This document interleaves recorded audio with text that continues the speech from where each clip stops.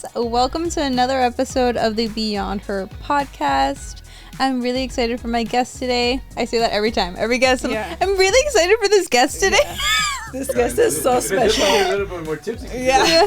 This one I'm extra excited. I'm really extra excited about this guest today. Really?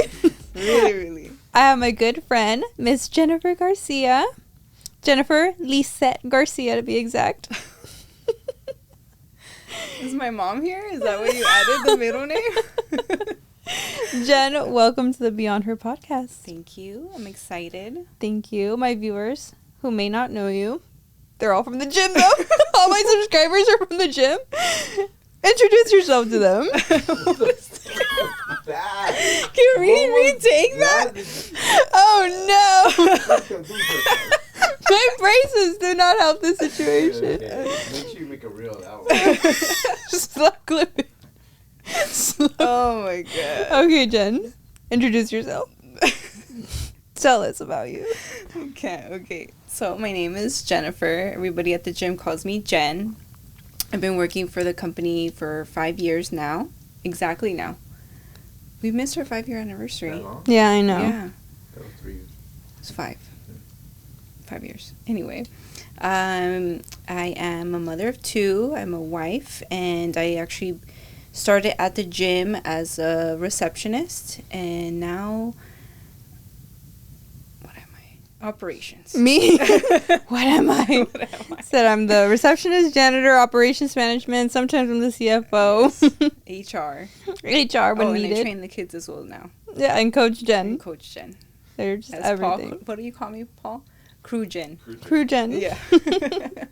I love it. You're just a woman of many hats. We've talked about our lives many times together, but if you're okay with it, I would love to dive deeper into it with you on the podcast. Yeah.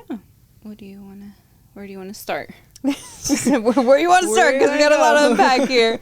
Well, how'd you grow up? What was your childhood like?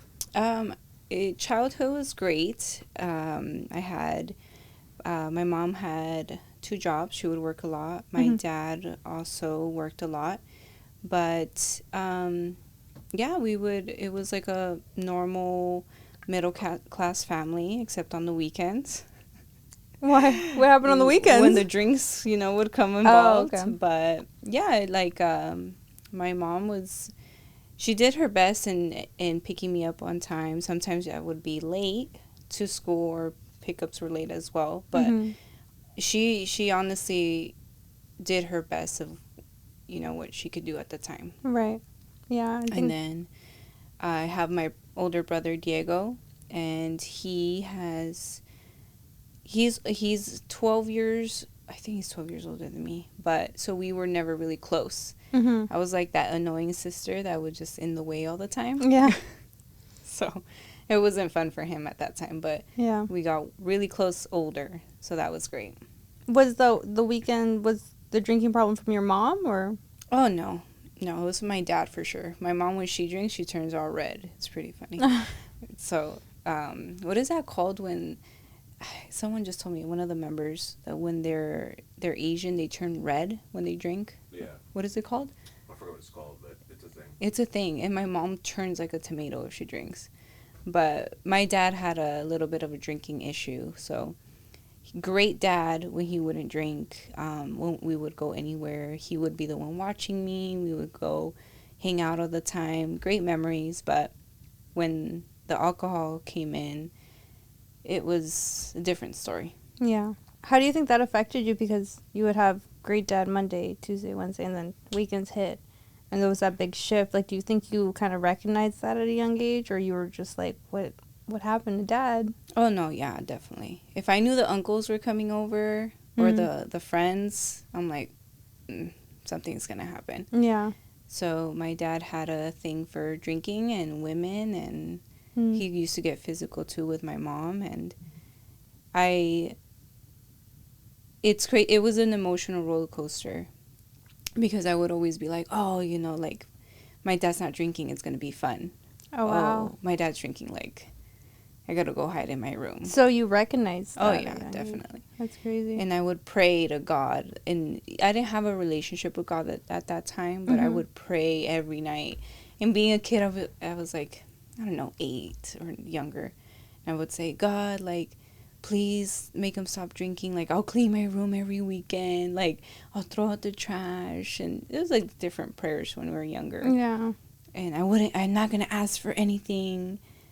But it's crazy how God does things, because now when I'm older, he got married, had a kid with someone else, and he became Christian. And he doesn't drink anymore. He's a great dad to his son now. And I would always question, like, oh, whoa, why now? Mm-hmm. And I didn't understand it, but I kind of let go of that grudge a long time ago. Right. Because I had my daughter young. Mm-hmm. So as soon as I had my daughter, I released all those grudges. And I said, whatever my dad did, I'm going to forgive him now. Yeah. Because I want him to have that relationship with my daughter. Wow. That takes a big person to do that. Because I think I say, like, oh, I forgive my dad, but sometimes I'm like,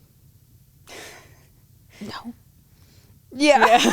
Like, you might watch this. Yeah. I'm like, What do you think about having your daughter allowed you to heal that part of you? Because it was like you kind of took an apology without him telling you I'm sorry. Or did he ever come to you and be like, hey, look, I'm sorry?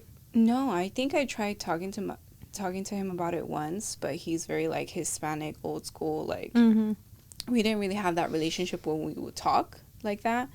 One time I tried talking to him about an ex-boyfriend and him cheating on me. He's like, And I was like, That's all you got? yeah, I was like, okay, Dad. That's all you got? Cool. Yeah, I was like, what do I do now?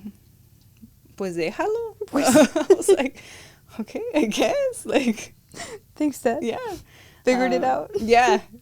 It's a life change of life. You gotta just déjalo. But, no, I don't know when I had, because with him not drinking, he's a great person. Mm-hmm. Very kind heart, loves to help people. But I didn't want to have that bitterness against him where it would not let Alice, my daughter, like, get to know her grandpa. Yeah. And especially because I would grow up with all the family parties, Mm-hmm. every carne asada, everyone was there.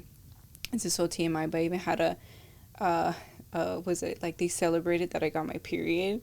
Shut up. Yeah. No, they didn't. It was like, I was so embarrassed because I was like super shy kid. And they were like, all my tias were there like, oh, fíjate que agarró su you know what. And they're like, mija, you got to do this. And I was like, is this a freaking period party? No way. Yeah. We're throwing Alice a period party.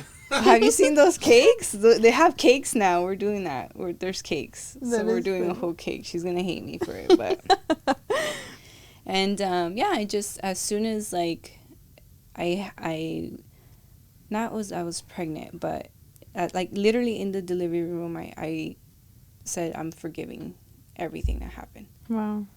Because I just wanted that relationship and I didn't want to be bitter about it, you know? Mm-hmm. Man, how was your mom during that whole time transition? What was your relationship like with her? She's a mom that wanted to keep the relationship together because she not only saw the good in my dad when he wasn't drinking, but for me. Like, oh, like, let's stay together. One time there was a really big argument. He was about to leave.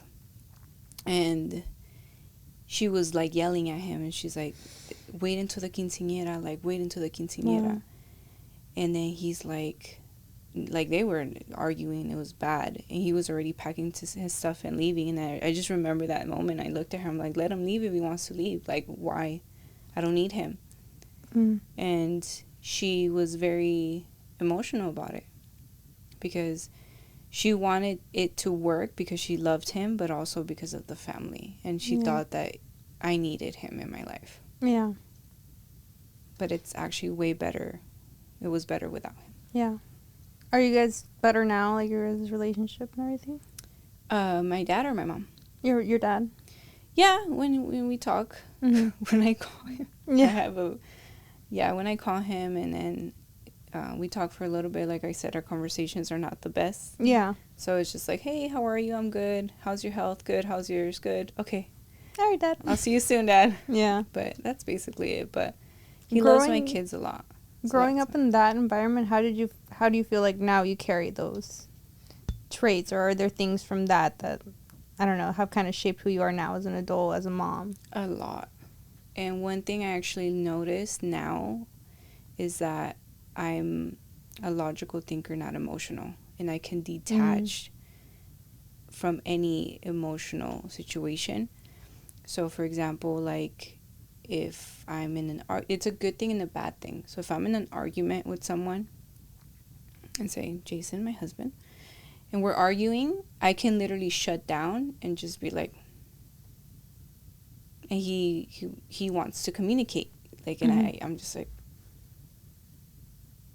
and I'll just not say anything. And that's something that I'm working on. But it helps me in a way when there's a situation, like, let's say someone at the gym breaks their nose or something, like heart attack or something. Oh, yeah. I can disattach completely from the emotional part of it, and I can say, okay, this is what we need to do. We need to get this, and then get the situation done, logically think of the problem solving, and then after be like, wow, that really hit. Yeah, I know. You're really good at that. I'm like, damn, like, that was harsh. But at the moment, I'm really, like... strategic. Yeah, and it's bad and it's good because some people think, especially us training people, they see it as, like, she doesn't care, or she's rude, or she just... Yeah. But one thing I learned with one of our new employees is basically... I don't want to be too friendly, and when it comes to something emotional, hey, like, keep it short in the beginning. Towards the end, hey, just know that I'm here for you, whatever you need, and kind of remembering that not everybody's like the way I am. Yeah. Yeah, for sure. I think I remember us having an argument about it, and I was like, I'm done with you. You don't care about me. Like, damn, like, I didn't know it was that bad. Yeah, it was crazy. And then I remember when you were coming up with the whole plan for, like, earthquake evacuation or something. And I was like, Jen, you're so cold. Like, I don't know what's wrong with you. And you're like, okay, Kim, what are you going to do if the ceiling falls and crushes somebody on their head right now? What are you going to do? And I was like... Keep going, Jen. I was like, I guess I don't know what I'm going to do. Yeah. And you're like, exactly. Yeah. So that's great. How does that come into play now with your kids when they have their emotions and everything? It's hard, and that's something that I feel like you've taught me too, because you're an emotional person. Yes. Yeah, you're an emotional person. Nobody asked you. This is not your podcast. You grab the mic? Yes. It's a remix with Underdog. No, but you're an emotional person, and it was really hard for me to understand and gauge your feelings, and your feelings are valid. And I would tell you, like, girl, if I will protect you from a car not hitting you, or you not getting stolen, or you not getting hit by a door, like, that should show, like, I care. That shows you I care. But if you get hit by a car, that means I don't care anymore. But it was different because your love language was way different. And when you first started and you were having your times, and I would be like, oh, you were crying, I'd just be like, oh, just go take a walk. Hard times, because that sounds like I was on my period or something. You know, when you were going through your monthlies. Any times. When you're going through your times, your hard times, it was hard because I was like, I would just tell you, like, hey, like, so you don't need that right now. You need to focus on you. But then I would be like, oh, you're still crying. Oh, go take a 10-minute walk. You know? Oh, damn, she's still crying. Yeah. Go take a 10. Yeah. I'm like, I called Edwin once, and I was like, Edwin, I don't know what to do. She's still crying. Like, he's like, oh. Fire her. Yeah, that was for all our conversations back in the day. I think we were all fired like 30 times. Yeah. I think I almost got fired today. I think we always get fired every other week. I know, seriously. On the brink of it, and I'm like, oh, wait, try to hire someone. In the silence. Okay, but going back, Going back, yes. So transitioning, detaching emotions, To your daughter? Yes. And so your now son? Alice is very like that, where she's very emotional, but she's also like me, where she can shut down. So it's like, Alice, what's wrong? But at the same time, she's like, one time I got home and she's opening the door for me and she's crying. And I'm like, okay, Alice, what's going on? I'm like, just open the door. And she's like, okay. She's like trying so hard to open the door. I'm like, Alice, what's going on? Like, just open the door. And I'm over here like trying to stay calm because I'm trying to figure out what's going on. And she's crying. Like, I mean, like the whole thing. And she's like, I just watched a sad dog video. Oh, she's like me. And I was like, shit, I almost had a heart attack. I don't know if I can cuss, but yeah. I literally almost had a heart attack because I was like, damn, they texted her mean at school. Like, I was just thinking the worst things possible. Like, she's getting bullied, like something happened. But it was a dog video. Yeah. About them being in the pound. So. Yeah. And how does that transition now? You're like, let me soften my heart. Let me come down to her type of thing. Yeah, it's they're like, oh, I know it's hard, but we can't save all the dogs in the world. Like, we got to do something else, like donate or give, like one of those Sarah McLachlan. Yeah. And it's worse on TikTok now, but yeah. Saddest dogs. Those got me. Hey, I still cry. I hate watching dog movies. No. Anyways, that's a different story. Same thing. She can't. And I'm just like, and I'm trying to understand her, but it's hard because I'm like, it's just a dog. Yeah.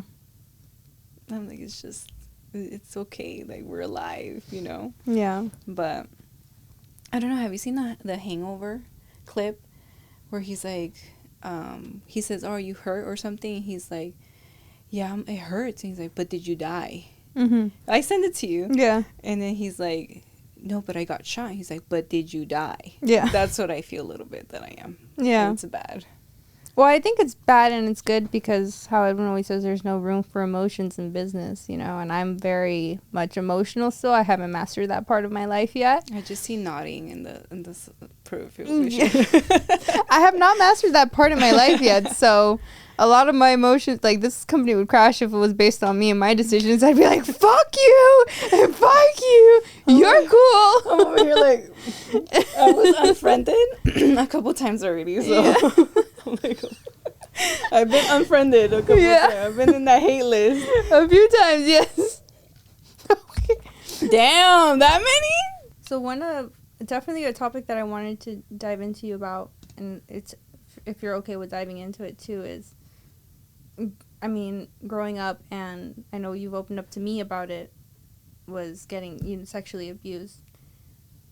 As how old were you at the time? I actually don't remember. The crazy thing about trauma is two things can happen. You get this thing where it never leaves your mind, and anything triggers it. Smells, by a touch, anything. Mm-hmm. Or two, you completely forget your childhood. And I think that's what definitely happened to me. Like, I only remember certain things. Right. Like, my mom would tell me, oh, do you remember we went here? And I'm like, yeah. Nope, I don't remember. So I knew I was young. For sure, I was about 7 and above. It happened for a couple times. It was one of my dad's friend's son. He was about my brother's age at the time. My brother's 12 years older. Mm-hmm.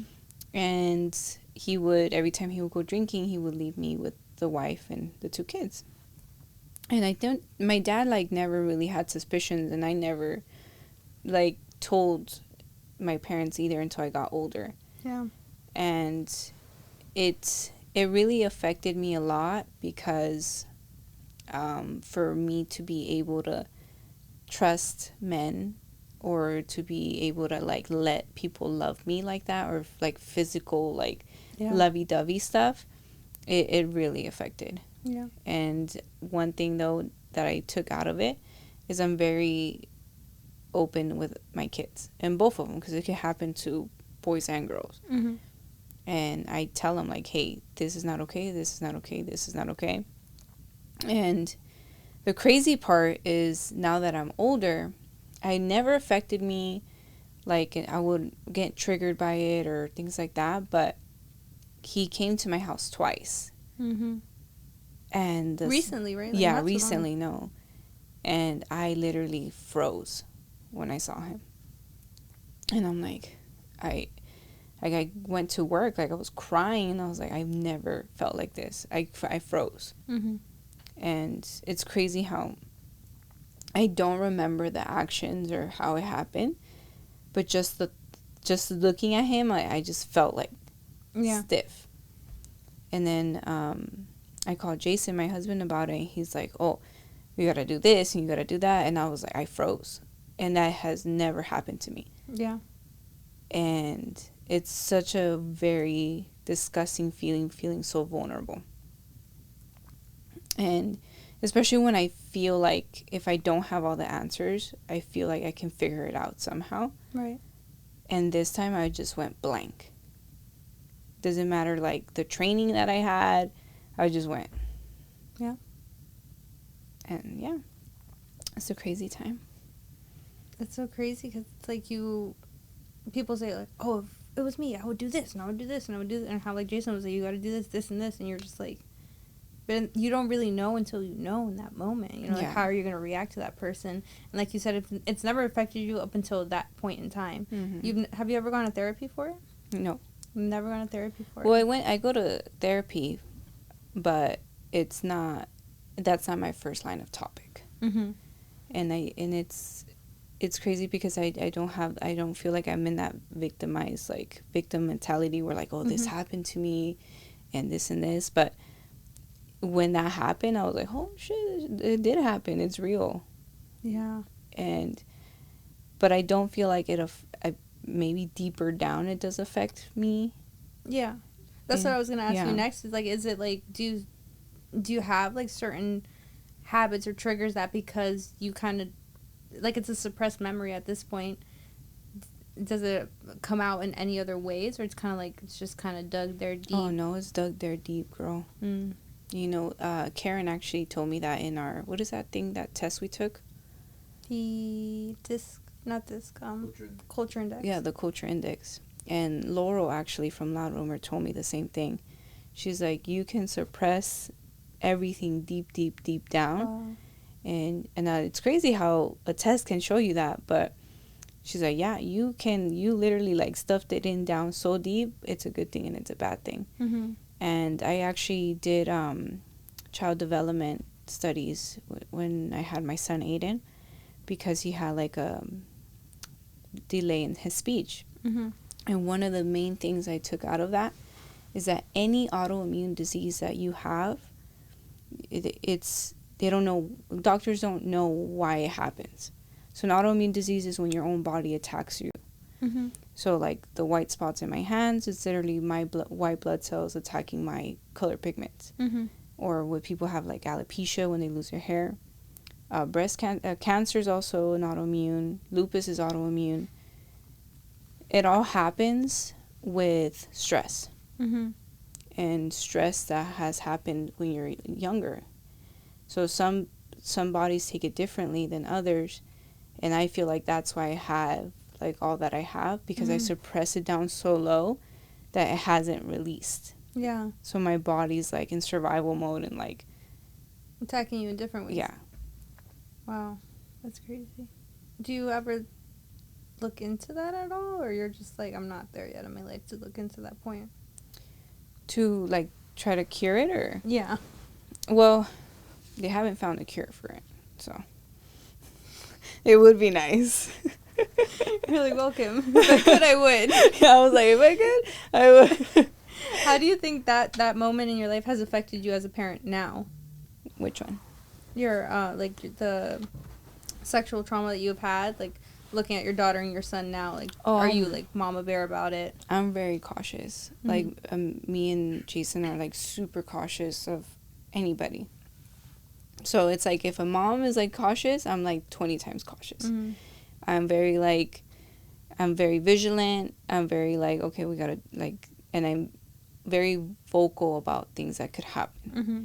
And that's why I tell Alice, like, you know, she's 11 right now. Yeah. And just that thought that when she was like she's 11 and when I was 11, all the crazy Yeah. things that I've seen, and you don't really notice, like, you're like, and I look at her and I'm like, wow, I was 11 years old and I saw all this crazy stuff. Yeah. And Like, she's they're over kids. here about skincare and happy, and Yeah. the only biggest worry she probably has is me working and, you know, her not going to Sephora or something at school. Yeah. And my biggest worry was my dad drinking, the things that happened to me when I was younger. So it's crazy. Yeah. Crazy times.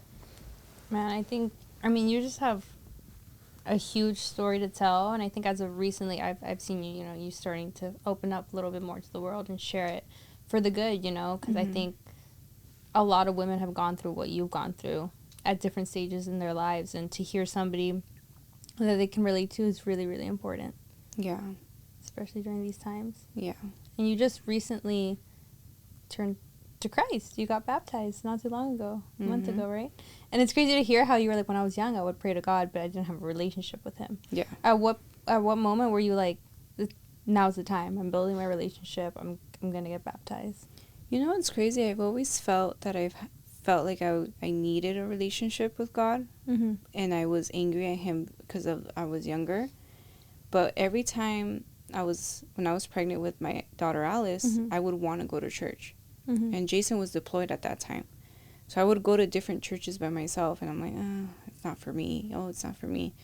And then same thing with my son. I was like, oh, let's go to a church. And then Edwin actually, I was actually having a conversation about it, and he's like, oh, you should try Shepherd. You should try Shepherd. And I was like, oh, okay. Like, is it like Church in the Way, or how is it? He's like, no, like, it's really good. And then finally we went, and it was night at the movies. And it was a perfect time because Jason loves movies. Like, I was already kind of in that path, like, I want to find God. But for him, it was like he grew up Catholic, forced to go to church every Sunday. And everything you did was a sin to the pastor's eyes and the padre's eyes, right? Yeah. And so he was like, you know, but then he loved that concept. And then we kept going. And then I just found, like, this is my home. Yeah. And I'm, like, so grateful, too, that even, like, those days that I was like, oh, we can't go, everyone would be like, oh, where are you at? Like, I saved you guys a seat. And I'm like, we got to go. And it's, like, the accountability.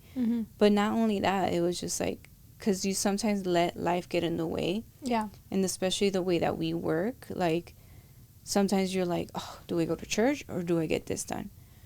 And now it's a non-negotiable for me. Now I'm like, no, I have to go. And even if we can't make it, I'm like, I'm watching it live. Yeah. And now that I've gotten more connected to the community there, like, I talked to Pastor Abe and his wife, and then he actually invited us to a gala, and I think it's like his friends in the life group and stuff. It's honestly, like, the number one advice they told me is get connected. Connect yourself with people, get into a life group. And then, you know, they were business owners and they were entrepreneurs, and when they were just talking, I was like, oh, like, I can, this is my type of conversation, you know? Yeah. And it's crazy because at first I came in, I ordered a drink in escondidas. Like, I was like, am I even allowed to drink? I chugged it. Yeah. And then I saw that his wife got one. I was like, oh, okay, we're allowed to do this, guys. Yeah. And then, so I'm still learning. Yeah. Like, when we had our team outing, and then David's like, say a verse. And I was like, oh, you would put me in the spot like that. I was like, I can tell you the stories. Like, I'm good at that, and I can tell you the ones that resonated with me. Yeah. But I'm not good at names, and I will be one day. Like, that is my goal. Yeah. I mean, it's all a process. I think like, and I've had a video on it before where it's like faith isn't linear. Like, and there's things that I still have moments where I'm like, but really?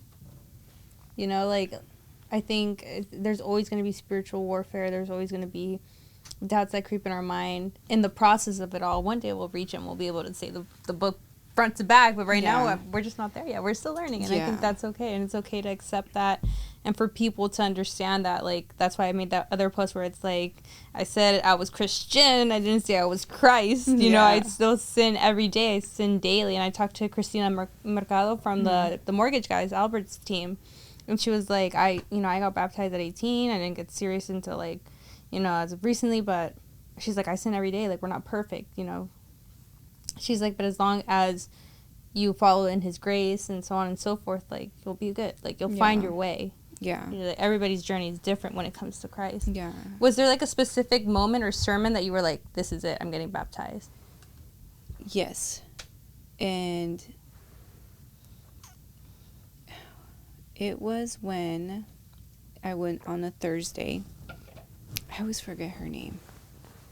It's not Ruby, but she sang that day. And she literally, like, I don't know what it was, but I was bawling. And like, she like lit up the whole church. And at that time, Thursdays weren't popular. It was only like the 3 front rows. Yeah. But I loved it because I was like in the front row and I felt it. And when she sang, I am not kidding, like, I felt it. And at that moment, I was like, he's talking to me. Because the song, everything, it was just perfect. Yeah. And I was crying. I was going through a difficult time that time. And ever since then, God always has his ways of telling me things. Yeah. And he does it, like, weekly. Like, for example, 2 weeks ago, it was about faith and hope for me. About having real faith and real hope. Yeah. And it was a constant, like, conversation everywhere. Like, Jason, Edwin was talking about it once, and then just random people were talking. And then when I would scroll on Instagram, there were verses. And then last week was proximity in your surroundings and timing, and how people, you know, and it's everything is in the same. It's like, it's like a study Bible that he's giving me and telling me, like, no, you need. And the last week before those 2 weeks was judgment. And it's crazy because you're mentioning about my story and how I just started kind of telling people my story. I wouldn't post because I know now, but it was the fear of judgment. And, you know, the story of when Jesus went to the well, I forget her name. I'm trying, guys. Ruth? Was it Ruth? Is it Ruth? With the 5 husbands? Or Ray? I don't remember. But he tells her, and there was a service about it. He says, the only reason you don't know who I am is because you're too busy worried about the judgment. And that's what the pastor basically said. Yeah. And I was like, you're right. Yeah. And sometimes we care so much about, like, imposter syndrome. Like, we care so much, like, about how we say things and how we do things. Like I grew up with a learning disability. Like, I can't spell. Like, Chat GPT is my best friend. Like, we are homies. Like, I give him a beer every weekend. Like, we're close. But it's like, I know now that doesn't define me.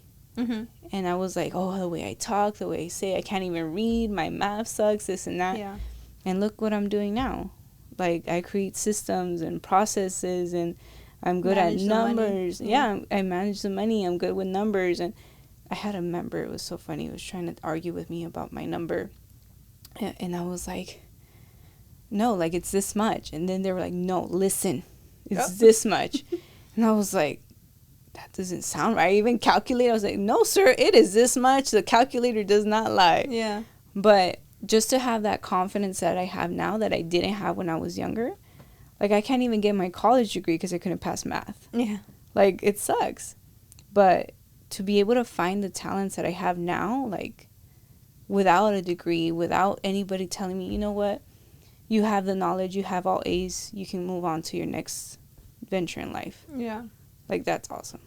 It's so crazy, dude. Like, just sitting here, like, talking to you now. I mean, I'll get teary-eyed. But I just, like, because I've known you, like, 5 years. I've known you, like, and to see your growth through each year. Like, before you couldn't even talk in a sentence, like, properly. Look at you now. Like, you talk so clearly. And when you think of the word purpose, there's no other person that comes to my mind than you. because you are truly somebody who has purpose with everything you've been through in your life, with the childhood you've had, the trauma you've had, and it's October, so perfect time to talk about it. You've dealt with breast cancer 4 times over and have pushed through and won each fight 4 times. How can you not believe that there's a God out there who has a bigger purpose for you than where you are? And definitely, and the thing is too, is that he brings the right people to you at the right time. Yeah. Like proximity. This week is, I don't know what he has for me next week, but that's starting Monday. But from Monday, for today, we're gonna focus on proximity. Yeah, today is proximity for sure, and like just your surroundings and everything, that the people you talk to, every little thing counts. What people tell you, like. Sometimes people can drain you with the news they have, and sometimes you'll tell them, like, this is what you got to do. And Edwin tells me all the time, like, you have so much in you, and I don't know why you see it. You don't see it. And I'm like, I didn't. Yeah. And I'm like, you know what? Like, I gotta move on. I gotta figure out what I want and actually do what I say I'm gonna do. Yeah. And stop lying to myself. Yeah. And stop caring and being a people pleaser for everybody else, because that's not going to help me help them at the end of the day. Like breast cancer awareness, like the way I used to think about it is like, oh, I have to tell people my story. Like, I remember when you were like, I don't really like to do all the pink stuff, and I was like, really? Yeah, I didn't like doing the pink stuff. I didn't like talking about my story. I didn't like, because I felt it was a victimizing situation for me. Like, I even posted it. I think I posted it when I said I used to think being strong was not telling my kids that I had cancer, but it's actually me showing them the process of what I did to get healthier. Yeah. Would have made it better. And the way I handled it, I thought it was okay. But the way I see it now is, I used to think it was about me, and it's not. It's way beyond me. Damn, Edwin, that was getting deep. Good. I was feeling in my stomach. Ow. At least it wasn't a pedito. But as you were saying, now I can't go in deep anymore. I know. Okay. Okay. You used to think being strong. Yeah. So I used to think it was about me, but the bigger picture is that it's not. It's way bigger than that. And every year that passes and we keep doing these events, and the more people I talk to, it has nothing to do with me. Right. What it has to do is the next person that needs to fight to get checked, or that next person that, oh, breast cancer doesn't run in my family. And randomly they check and there's a lump and they're stage 4 because it's too late. And last year we worked with a foundation that was affected Black women, and how they couldn't, it affects, I forgot the percentage, but she was letting us know that it affected more Black women because they don't go to their mammograms, or they don't get checked, or they don't have those resources. And it was just another lesson that I learned. And then this year, working with Love Evan and Anchor, it even taught me a bigger lesson, because they both are like, no, this is way bigger than what we went through. And talking to the lead of Anchor, basically her saying same thing. Oh, I worked through my cancer. Yeah. She's like, I worked through my cancer. I just had to for my insurance. And just imagine all those people that can't, because they don't have that support system to be able to work. Yeah. And they lose that insurance, and they lose those resources. So it's such an honor to be able to find foundations like this, because now I know that there's way more that we can do than just telling my story. Yeah. And that I learned last year, when I'm like, guys, it's not about me. It's about the people you love. Like, I would love that, you know, it's random, but it's like, hey, you get checked? Like, you good? Because it's not a conversation. Yeah. But if more people are more aware of it, the odds of it being you're already stage 3 and up are way lower. Right. So. Purpose. Purpose. That's all I can say is, like, to see your growth now, and I'm sure Edwin can agree, like, I mean, 5 years ago, 2 years ago, 3 years ago, and now seeing you where you're at now, like, I cannot imagine if you just keep pushing, keep being consistent, where you're going to be in 10, 15 years. Like, yes? Yeah. Yeah. I know. I was like, is that a good thing or a sister? But you have a strong purpose, and you're Just try not super... to sneeze again. Yeah. And you're super, super smart and driven, and I can't be more proud to stand by you in the company, because I think, like, we run hand in hand, you know? And we've had our ups and downs, you know. I think, like, the best way to explain it is, like, we fight like we're sisters, you know? Like how you said, but, like, at the end of the day, I support you, you support me, and we just keep it pushing. And I can't wait to see where your journey will take you. Our journey. It's going to be good. Stay tuned. Stay tuned, guys. So Jen, thank you so much for being a part of my podcast. I really appreciate you. And there's so much more we can dive into, but I know kind of we're running short on time, so we're going to have to do a part 2. For So sure. much. Yeah. So much. So much more.